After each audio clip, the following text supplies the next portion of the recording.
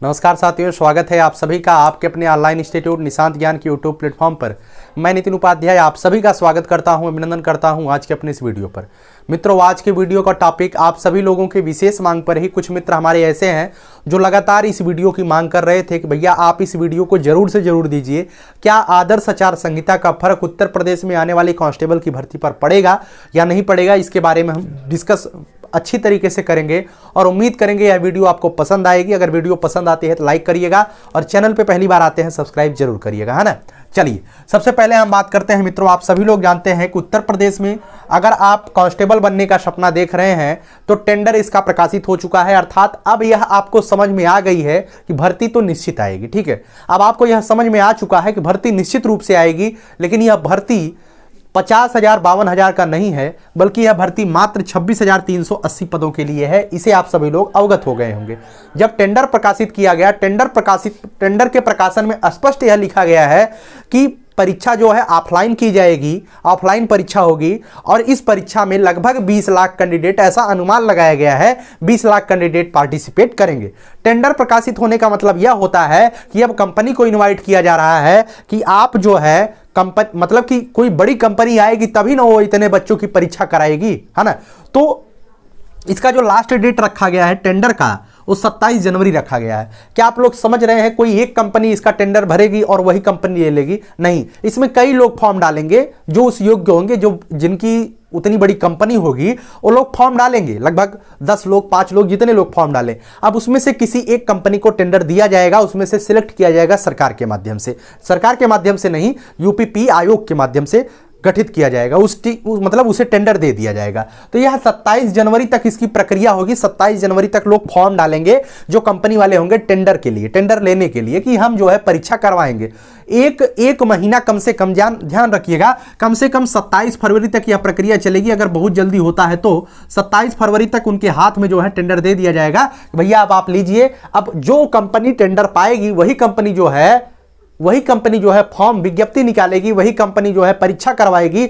और हमें लगता है कि वही कंपनी फिजिकल भी करवाती है ना। और हमें लगता नहीं है, निश्चित है वही कंपनी फिजिकल भी आपकी करवाती है। ठीक है, वही कंपनी फाइनल रिजल्ट तक जाती है।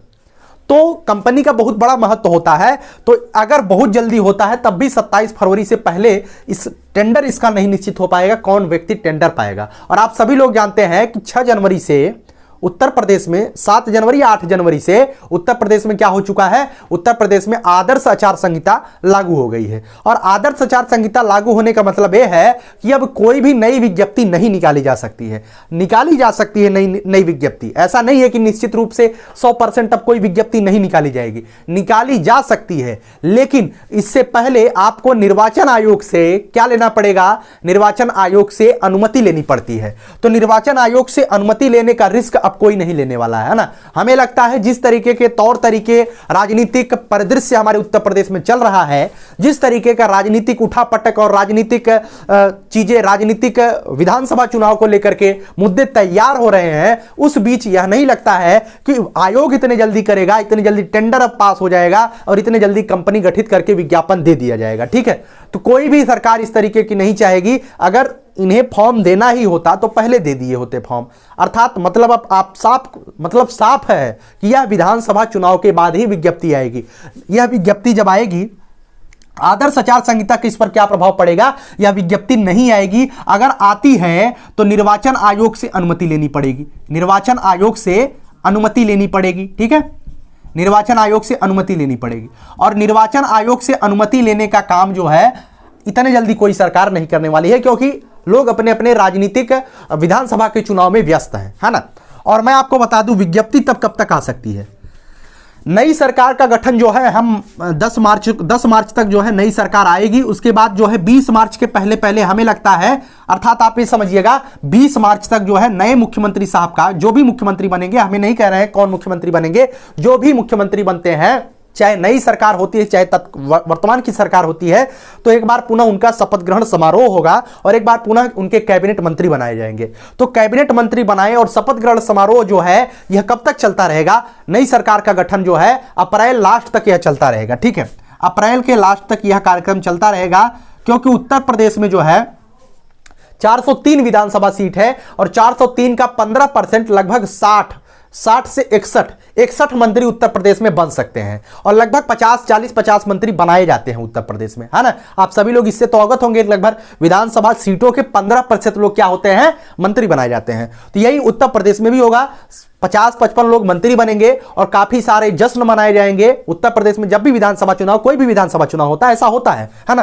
तो 20 अप्रैल के लास्ट तक ये चीजें होती रहेंगी। और अगर विज्ञप्ति देने की बात कही जाए तो नई सरकार के गठन के बाद जो है, अब तो यह निश्चित है, अब इसे हम 99% नहीं 100% कह सकते हैं कि आपकी विज्ञप्ति 2022 में निश्चित रूप से आएगी। इस बात को आप मान के चलिएगा, चाहे नई सरकार का गठन होने के बाद ही अब आएगी, है ना। नई सरकार कोई भी बने, 100% आपका जो 26,380 पद है यह आपके सामने देखने के लिए मिलेगा, इसमें कोई दो राय नहीं है। लेकिन इसकी विज्ञप्ति तिथि अब बहुत जल्दी भी होगा, तो यह जो है मई तक जाएगा, ठीक है, मई तक जाएगा। मई से पहले जो है इसका विज्ञापन आने की संभावना कम है, या तो कहें कि बिल्कुल खत्म ही है ना।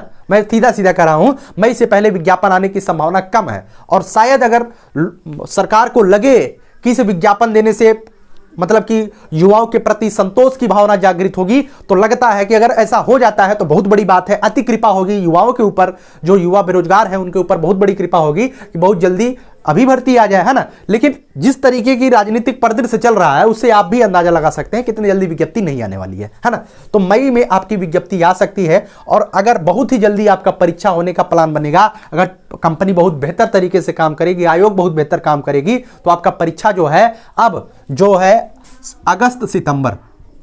अगस्त लास्ट और सितंबर महीने में आपका परीक्षा हो सकता है ना। अगस्त लास्ट और सितंबर महीने में आपकी परीक्षा हो सकती है, अगर इस तरीके से स्थिति चलती रही तो, है ना।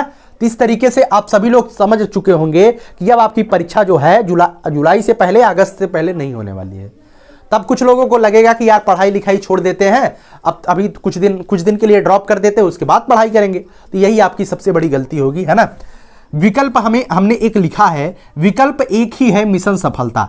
अगर आपको लगता है, और मैं ये चीजें निश्चित कर दूं, इस 26,380 के बाद ध्यान रखिएगा, 26,380 के बाद उत्तर प्रदेश में 3 से 4 साल उत्तर प्रदेश में सिपाही भर्ती नहीं आएगी।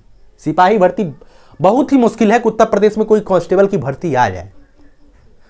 यह आपके सामने पहला मौका होगा और अंतिम मौका होगा, क्योंकि आपका जो एज है वो 18 से 22 ही होता है। आपकी एज 18 से 22 होगी। अब जो इसकी भर्ती आएगी ना, जो भी इसकी भर्ती आएगी 1 जुलाई 2022 तक मांगा जाएगा। 1 जुलाई 2022 को काफी लोग ओवर एज हो जाएंगे, लेकिन तब जो है वो एज जो है रिलैक्सेशन मिलने की बात करी जाएगी। और हमें लगता है कि एज रिलैक्सेशन मिलेगा, है ना। 1-2 साल का एज रिलैक्सेशन मिलना चाहिए और मिलेगा भी, जहां तक उम्मीद है। और नहीं मिलेगा तो उसके लिए ट्विटर कैंपेन चलाया जाएगा, है ना। तो आप सभी लोग इस बात से अवगत हो गए होंगे कि मिशन सफलता आपका एक ही टारगेट होना चाहिए। अगर आप पिछले 2 साल से तैयारी कर रहे हैं, 1 जुलाई 2022 को आप 22 साल के ऊपर हो जा रहे हैं, तो कुछ लोग कहेंगे भैया हम तो खत्म हो गए काम से। मैं ये विश्वास दिला सकता हूं कि 99% एज में रिलैक्सेशन मिलेगा, एज में रिलैक्सेशन मिलने वाला है। 18 से 22 था, 18 से 23 हो सकता है ना। 99% ऐसी उम्मीद है, चाहे वो पुरानी सरकार हो चाहे नई सरकार का गठन हो, लेकिन ऐसा होगा। क्योंकि ऐसा जो है 49,568 में हो चुका है, 49,568 में ऐसा हो चुका है। जब विज्ञप्ति कुछ दिनों के बाद आती है तो लोगों को मौका दिया जाता है, या तो उत्तर प्रदेश के पुलिस सेवा नियमावली में परिवर्तन किया जाए, या तो एज रिलैक्सेशन अपने आधार पर दिया जाए। और एज रिलैक्सेशन नियमावली में परिवर्तन करके दिया जा सकता है, यह भी हो सकता है उत्तर प्रदेश में। अभी तक 18 से 22 ही चलता है, लेकिन इसे 18 से 25 तक भी कर सकते हैं, है ना। ऐसी उम्मीद है, लेकिन अब होगा कि नहीं होगा वो भविष्य के गर्त में है कि क्या होगा कैसे होगा, इसके बारे में कोई डिस्कस नहीं किया जा सकता है, लेकिन ऐसी उम्मीद है ना। मॉक टेस्ट की बात की जाए तो कुछ लोग कहते हैं कि भैया हमारी तैयारी जो उत्तर प्रदेश पुलिस की है, अगर इस तरीके से तैयारी का दायरा है तो इस तरीके से हमारी पूरी की पूरी तैयारी, पूरा का पूरा सिलेबस हमने कवर कर लिया है। अब हम मॉक टेस्ट लगा रहे हैं और मॉक टेस्ट में हमारा जो है 100+, मतलब 100 प्रश्न से ज्यादा हमेशा सही होते हैं, 200+ नंबर हम पा रहे हैं, तो मैं आपको गारंटी दे सकता हूं 110% आपका सिलेक्शन हो जाएगा। जो बच्चा 100 के ऊपर 100 प्रश्न के ऊपर सही कर रहा है, काट पीट करके, पूरा निगेटिव काट करके 200 से ऊपर नंबर गेन कर रहा है, उसकी तैयारी बहुत ही बेहतर है, 100% वह नौकरी पाएगा और 100% वह उत्तर प्रदेश में सिपाही लग जाएगा, है ना। लेकिन बात यह है कि कुछ लोग कहते हैं कि भैया हम जो मॉक टेस्ट दे रहे हैं क्या रोज रोज मॉक टेस्ट में देना चाहिए, तो मैं कहूंगा यही गलती है। डेली की डेली अब आपको मॉक टेस्ट नहीं देना है। डेली डेली मॉक टेस्ट तब दिया जाता है जब आपकी परीक्षा निकट हो। अभी आप लोग क्या करेंगे, जो लोग पेट का फॉर्म डाले, लेखपाल की तैयारी कर रहे हो, तो लेखपाल की तैयारी आप लोग करते रहिए, क्योंकि उसकी परीक्षा के बारे में कहा जा सकता है कि जस्ट सरकार बनते ही तुरंत उसकी परीक्षा, कोई भी सरकार आएगी तुरंत उसकी परीक्षा प्रथम वरीयता देगी लेखपाल की परीक्षा कराने के लिए, है ना, क्योंकि उसकी विज्ञप्ति आ चुकी है, सारी की सारी प्रक्रिया उसके एकदम लाइन पे है, उसकी परीक्षा हो जाएगी, क्योंकि कंपनी का गठन उसमें नहीं करना, सारी चीजें पहले से फिक्स है। यहां पे अभी शुरुआत है, उत्तर प्रदेश पुलिस में अब शुरुआत हुई और लेखपाल का पेट से ही शुरुआत हो गया था, है ना। तो लेखपाल की भर्ती प्रक्रिया पूरे रिदम में है और ये भर्ती प्रक्रिया अभी शुरू ही मान लीजिए नहीं हुई है ना, तो अंतर है। तो लेखपाल की अगर पेट की तैयारी आप कर रहे हैं तो उसकी तैयारी आप करते रहिए, उसमें आप दीजिए अगर आपको लगता है कि आपका होगा, लेकिन इसमें भी आपको 100% देना है। वही सारी चीजें आती है, केवल रीजनिंग ही बदली है। तो मॉक टेस्ट आपको जो है 1 हफ्ते में 1 देना है। अगर आपकी परीक्षा नहीं है तो 1 सप्ताह में 1 मॉक टेस्ट देना है ना, 1 सप्ताह में मात्र 1 मॉक टेस्ट देना है और उसमें आप अपनी स्थिति का अंदाजा लगाते रहिए, है ना, और लगातार पढ़ाई करते रहिए। परिश्रम का कोई विकल्प नहीं है और सफलता केवल एक ही चीज मांगती है, वह है परिश्रम, है ना। आपके सामने जब भी मौका मिले आप उसे भुना लीजिए, कोई फर्क नहीं पड़ता है नौकरी आज मिले या 2 दिन बाद मिले, लेकिन मिलनी चाहिए, इस बात को आप ध्यान रखिएगा। आपके माता पिता का जो सपना है उसे आप स्वीकारिए, उसे आप पूरा करने के लिए अपना पूरा दमखम लगा दीजिए कि आज मिले या कल मिले, लेकिन मिलनी चाहिए, इस बात की तो गारंटी आप ले सकते हैं, है ना। तो इसके लिए आपको क्या चाहिए, निरंतरता। हम हमेशा लिखते हैं इसके लिए आपको निरंतरता चाहिए। जो बच्चा यह सोच करके तैयारी छोड़ देगा, कभी भर्ती जो है अगर सितंबर में होगी और हम अभी से क्या पढ़ाई करें, वो बहुत पीछे चला जाएगा, है ना। बहुत से लोग दिन रात पढ़ाई कर रहे हैं, इस बात को ध्यान रखिए। बहुत से बच्चे ऐसे हैं जो दिन रात पढ़ाई कर रहे हैं, लगातार पर डे 6 घंटा पढ़ रहे हैं, चाहे वो लेखपाल का तैयारी कर रहा हो, चाहे वो पुलिस की तैयारी कर रहा हो, पर डे 6 घंटा पढ़ रहा है। अगर आप नहीं पढ़ाई कर रहे हैं तो आप बहुत पीछे जा रहे हैं, इस बात को ध्यान रखिएगा। आपसे नहीं मतलब है कितने पद है, कब आएगी भर्ती, कब क्या होगा। अगर आपकी एज आता है कांस्टेबल में, अगर आपकी एज है तो आप पूरा दमखम लगा दीजिए, केवल एक ही भर्ती आपको देखने को मिलेगी, इसके बाद भर्ती नहीं देखने को मिलेगी, इस बात की गारंटी ले सकते हैं। आप खुद समझ सकते हैं, इसके बाद कोई भर्ती नहीं देखने को मिलेगी, यही अंतिम है, इसी में आपको सब कुछ करना है, यही भर्ती अंतिम है, यही पहला और अंतिम चांस है लोगों के लिए। अगर आपको चाहिए तो ले लीजिए, नहीं तो फिर जिंदगी भर पछतावा रहेगा कि हम काश पढ़ लिए होते। तो आप मॉक टेस्ट लगातार एक सप्ताह में 1 लगाते रहिए और हिंदी, जीएस, रीजनिंग ये सभी चीजें पढ़ते रहिए। कोई ऐसा तो है नहीं कि आप कर देगा, और करेंगे भी आप क्या। वर्तमान में राजनीतिक माहौल चल रहा है, या तो आप 4 लोगों के बीच बैठ करके मतलब कि नेता को जिताइए, फलाने जीतेंगे, वो जीतेंगे, इसमें आपका समय ही जाएगा, इस बात को ध्यान रखिएगा। ये चीजें शायद आपको खराब लगे, 4 लोगों के बीच में बैठ करके आप उनको जिता रहे हैं, वो उनके जिता रहे हैं, इसमें आपका समय ही जाया जाएगा। और कोई भी सरकार आएगी तो परीक्षा जरूर कराएगी। अब मेरिट पे भर्ती होने वाली नहीं है, परीक्षा जरूर होगा, और परीक्षा वही पास करेगा जो पढ़ाई करेगा। जो सरकार बनाने के चक्कर में लोगों के बीच बैठ करके बात करेगा वह विद्यार्थी नहीं है। इसके लिए तो आपको नेता बनना चाहिए। तो विद्यार्थी का आप क्या कर सकते हैं, विद्यार्थी वही कर सकता है। आप अपने स्तर से अगर आप वोट तो आप देंगे ही, वोट आप चाहे जहां दीजिए, लेकिन आपको पढ़ाई अनवरत रखनी है, पढ़ाई आपको अनवरत रखनी है। आपका उद्देश्य केवल रोजगार पाना होना चाहिए और रोजगार के लिए मेहनत करनी होनी चाहिए। लगा दीजिए पूरा जान, है ना। इस वीडियो को यहीं तक रखते हैं। अगर वीडियो पसंद आती है लाइक शेयर सब्सक्राइब करिएगा, और किस विषय पर आपको वीडियो चाहिए उसके लिए आप कमेंट बॉक्स में कमेंट करिएगा, है ना। बहुत बहुत धन्यवाद। जय हिंद, जय